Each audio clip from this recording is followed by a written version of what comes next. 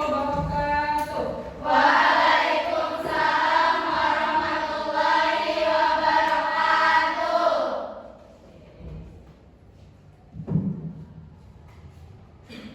How are you today? I'm fine, and you, Dennis? Alhamdulillah, I'm good. I'm very well. Okay. Have you breakfast before? Yes. Really? Yes. Is the meals very delicious? Yes. Alhamdulillah. Again, today we want to learn about something new, yeah. But before, I would chant first by Indonesian language, okay? Yes. Ya, hari ini kita akan membahas suatu hal yang memang bukan suatu yang baru, tapi sebenarnya dekat dengan kita, ya. Ya. Siapa yang di sini tadi pagi bangun sholat subuh? Jujur? Oke, terima kasih atas kejujurannya. Nah, sekarang pertanyaannya buat yang tadi pagi tidak bangun sholat subuh ada? Ya, silakan yang tinggi, gak apa-apa, uji kejujuran. Oke, terima kasih. 1, 2, 3, 4, 5. Oke, siapa yang mau sharing? Kenapa kira-kira kok gak bisa bangun subuh? Oh, haid. Selain yang haid maksudnya ya? Selain yang haid, tapi dia lagi sholat, tapi gak bangun subuh. Ada? Aisyah. Oke, Aisyah. Kenapa Aisyah? Sakit? Benar? Nah, oke, kalau itu ada isu. Ini yang dengan kesengajaan. Siapa yang harusnya sholat tapi nggak bangun subuh? Ada? Aurin. Ya, kenapa Aurin? Bangunnya telat saja, jadinya langsung lanjut. Iya, bangunnya telat, oke? Ya, telat bangun. Oke, kira-kira kenapa sampai terjadi telat bangun? Capek. Capek, ngantuk, terus Kurang tidur. kenapa tidur banget? Emang tidurnya jam berapa? Jam 11. Setengah 12. Nah, berarti ya, kalau alasannya tadi capek, ngantuk, dan kurang tidur, oke, masalahnya dari siapa? Pertanyaannya jadi kenapa kamu tidurnya telat? Habis ngapain? Ya habis selama cuci baju itu tuh saya kalau misal pakai gitu kan Gitu, jadi ngurusin kerjaan pribadi gitu ya. Ya. Jadi di sini kita akan membahas suatu hal yang sering terjadi dalam diri kita atau dalam hidup kita, ya. Perihal salah satu contohnya adalah kalau di pesantren ini ya ini problematika telat bangun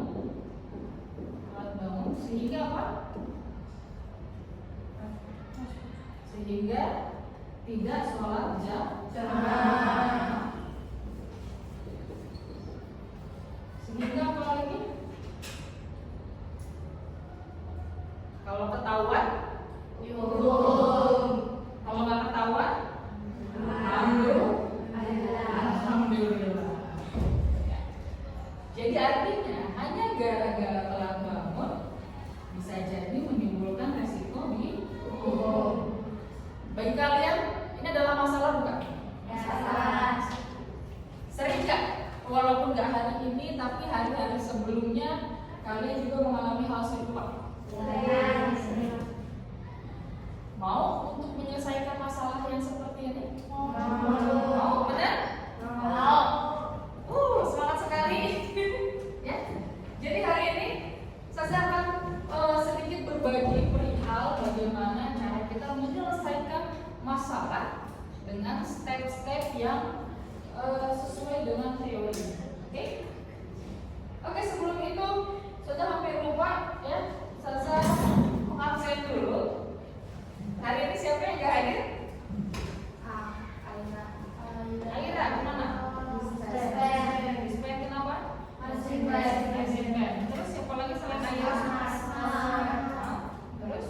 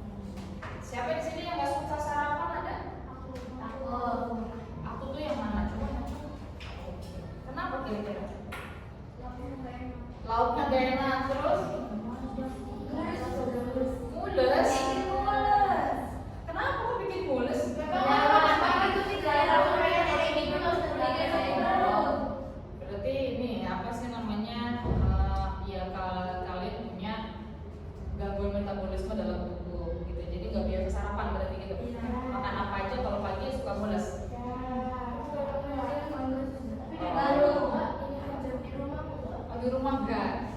Jadi benar karena makanannya gitu. Iya. Alasan aja kali. Oke. Terus masalah apa lagi selain sarapan? Berarti kalau kita nganggap nggak suka sarapan itu adalah sebuah masalah, kira-kira solusinya apa? Ngemil, beli, terus apa lagi? Minum susu. Dibawa kan susu? Dibawa susu sama orang tua? Iya, kan kalau besok ada untuk beli sudah. Oh, ini.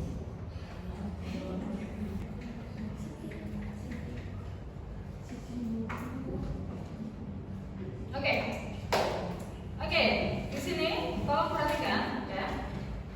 Kita akan mempelajari terkait bagaimana sih cara kita menyelesaikan masalah yang ada dalam hidup kita. Ya. Kita akan unlock new skill yaitu problem solving. Ya, keterampilan dalam memecahkan masalah atau menyelesaikan masalah.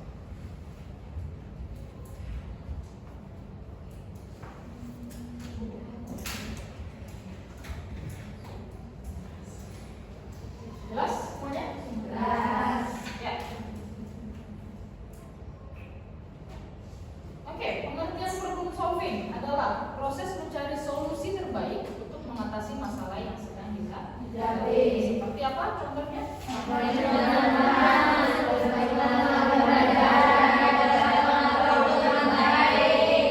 Relate nggak masalah-masalah ini? Siapa yang udah pernah mengalami masalah ini? Oke.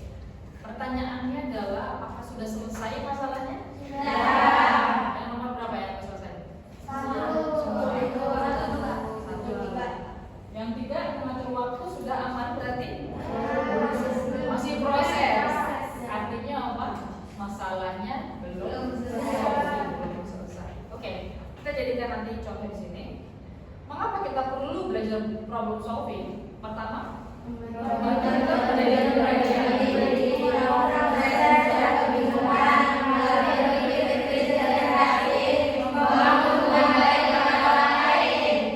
jadi ada ya manfaatnya, banyak manfaatnya yang akan kita rasakan apabila kita terbiasa untuk problem solving atau memecahkan masalah itu sampai clear.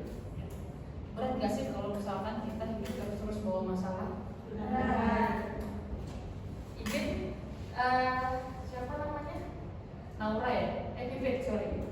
Pipit, waktu itu pernah ada masalah pusing terus gara-gara nilai UTS kan ya? Terus saya ingat aja masalah itu ya. Pas jadi masalah nggak sekarang? Enggak, udah clear. Apa solusinya gitu? Diperbaiki, ya. Tapi udah nggak dipikirin lagi. Alhamdulillah. Capek gak sih itu waktu kepikiran terus itu? Capek ya?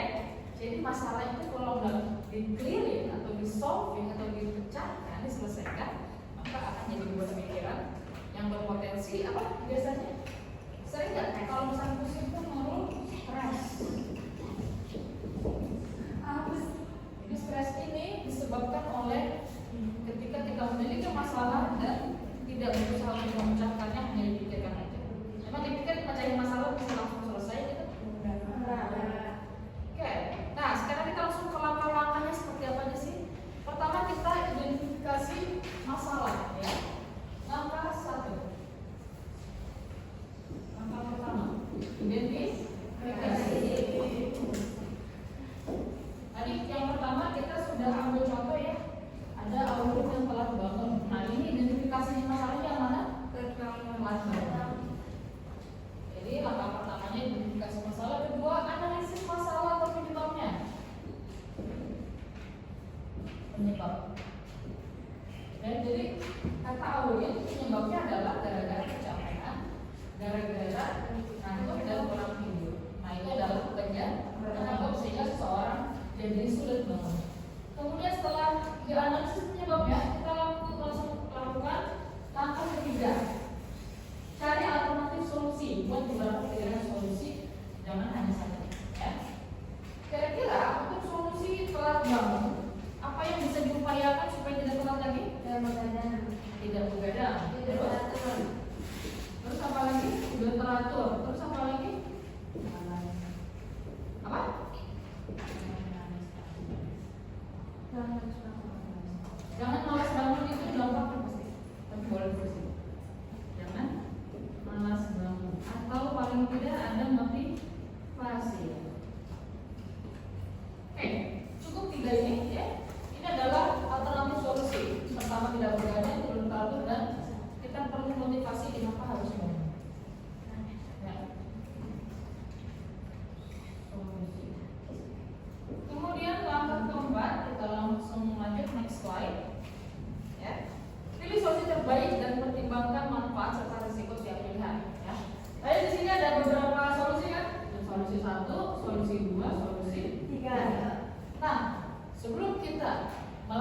semua solusinya, kita tes dulu satu dulu aja dari solusi-solusi yang sudah diterapkan. Apa contohnya?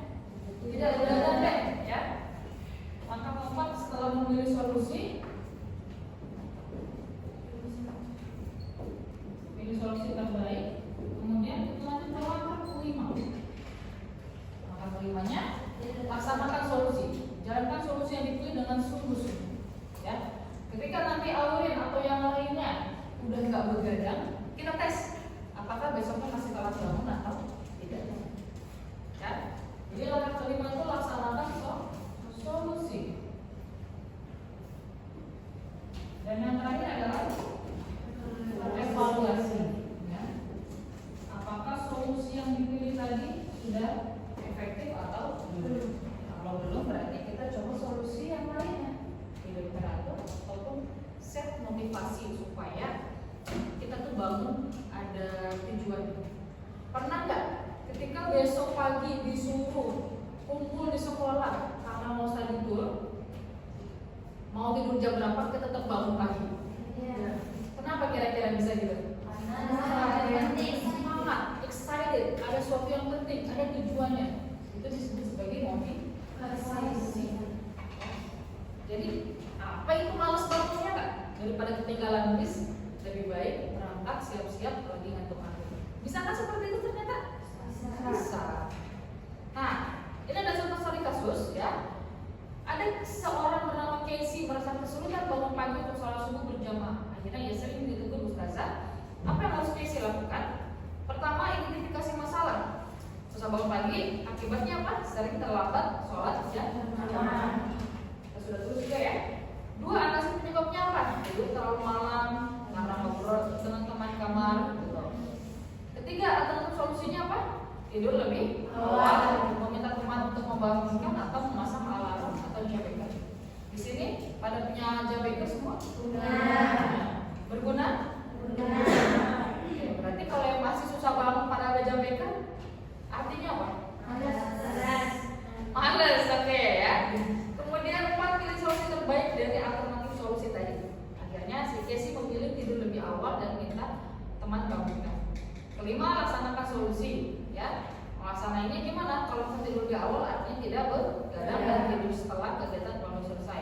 Maksimal tidur di jam 10 sampai jam 10 malam. Nomor 6, evaluasi hasil. Apakah bangunnya jadi tepat waktu? Kalau berhasil maka solusinya efektif. Kalau belum maka coba cari solusi lainnya. Bisa seperti minta kepada PPD atau musyawarah untuk yang membangunkan. Oke? Nah, sekarang ada tugas kelompok. Ya, saya akan meminta kalian berdiskusi kelompok. Oke.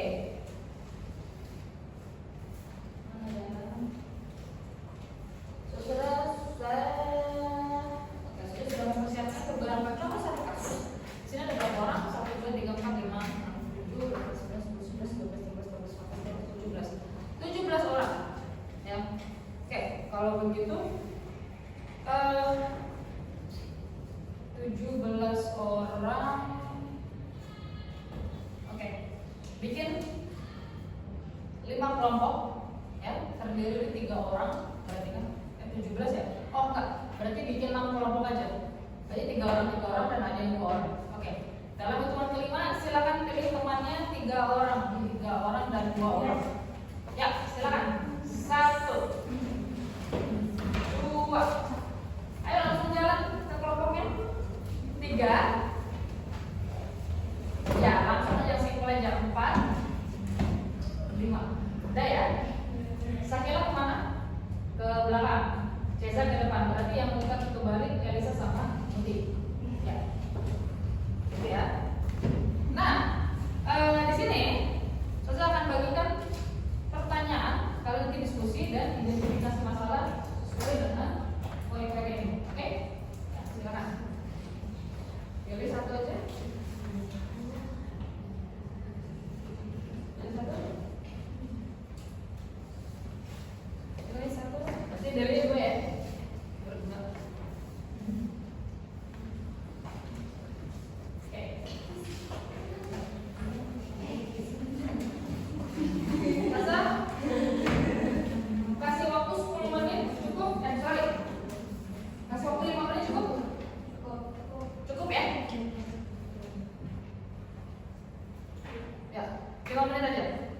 sekarang. Ya. Jadi menulis di kertas lembar, ya, terus kertas lembar langsung ke langkah-langkahnya aja. Jadi problem masalahnya nggak perlu ditulis lagi.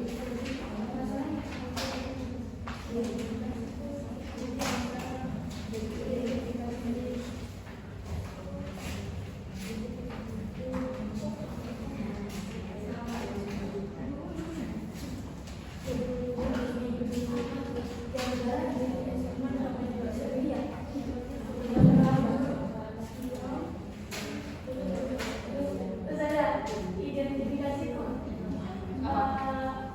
Identifikasi tuh masalah. Iya, permasalahannya apa? Apa namanya kita menentukan? Nah, coba. Apa tuh masalah kalian dapat cerita tahu? Iya, judulnya itu adalah problemnya, masalahnya. Iya. Kehabisan air di saat dia kamar mandi itu masalahnya. Identifikasi. Tapi ya ada tuh penyebabnya sampai nggak jadi air. Sampai kehabisan air itu kenapa? Ya. Ya. Ayo silakan dibuat aja. Tadi itu cuma yang judulnya doang, tapi kayaknya gitu lagi. Ya, sampai dibikin langkah-langkah penyelesaian masalah. Misalnya kamu apa? Kasusnya konflik sama teman sekamar. Masalah kan? Terus bagaimana cara kita menyelesaikan konflik itu? Ikutin langkah-langkahnya. Oke, make it quick ya. 3 menit lagi waktunya.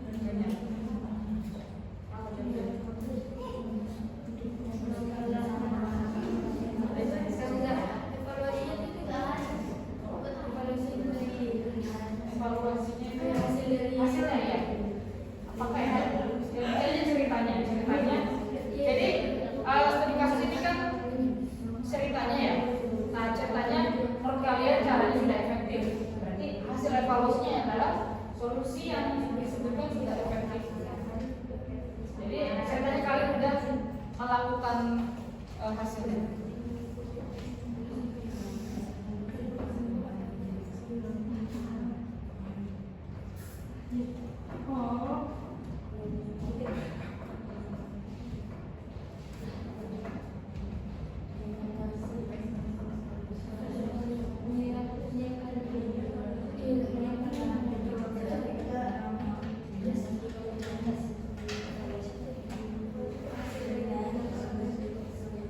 Ya, hasilnya gimana? Pas ngomong solusinya ini, Bapak ceritanya dari bilang dulu. Oke, jadi pertama efektif, berarti hasilnya adalah efektif. Awalnya itu Oke, the time is up. Ya, kita cuma punya waktu sekitar 5 menit lagi untuk mempresentasikan hasil diskusi kalian. Ya. Kelompok mana yang udah siap? Ada? Oke, kelompok Indonesia. Ya. Silakan berdiri dan menghadap ke teman-teman. Pertama bacakan dulu studi kasusnya, baru bacakan juga langkah-langkah perusahaannya. Oke, yang lain tolong perhatikan. Kita simak kelompok Indonesia. Ya, silakan. Di sini aja, di kelompok berdiri di tempat aja. Mari teman-teman.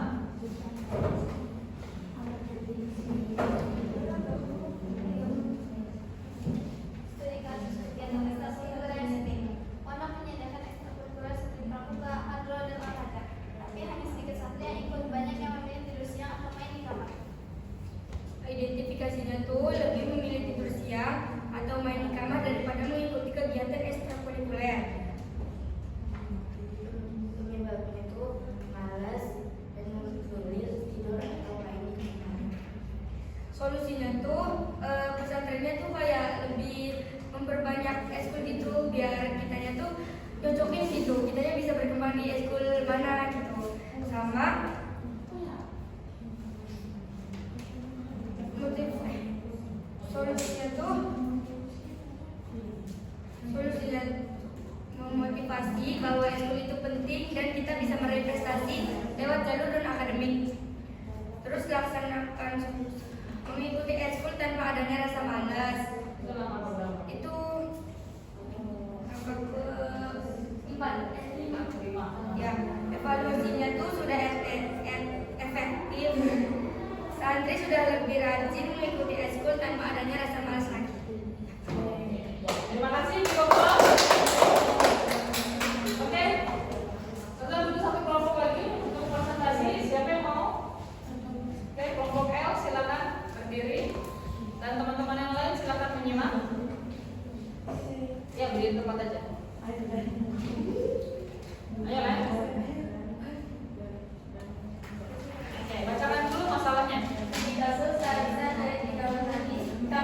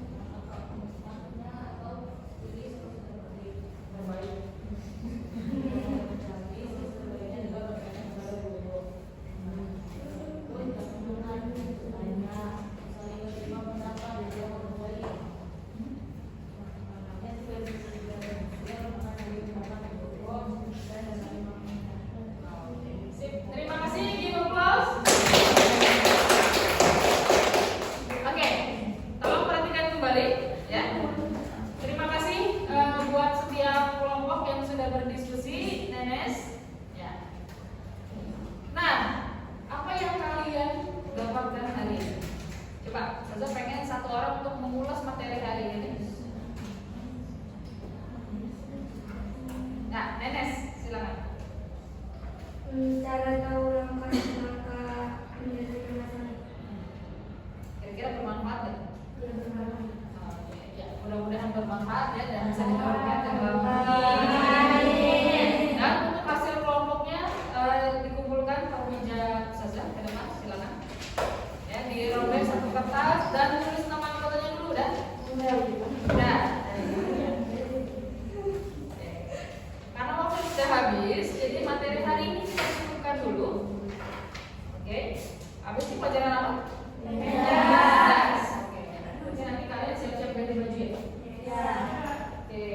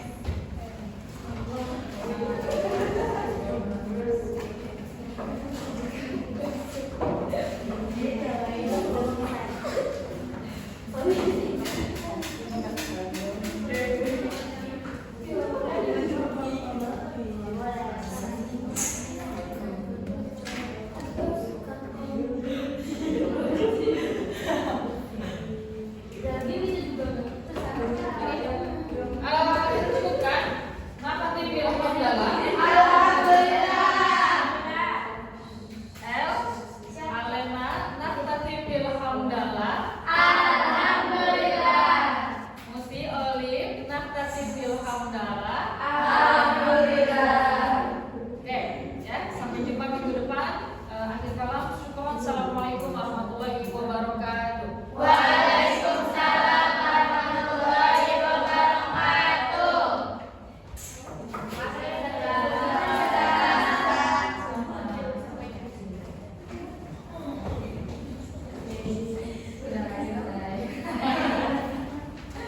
Ya, oke, laptopnya ditaruh ya sebelum olahraga, oke?